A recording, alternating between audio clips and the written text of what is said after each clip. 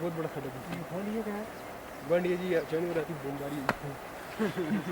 पाकिस्तान की तरफ से भी यहाँ पर गोलाबारी हो रही है, रात को भी अभी भी हो रही है। हम डर कर अपने घरों में छुपे बैठे हैं।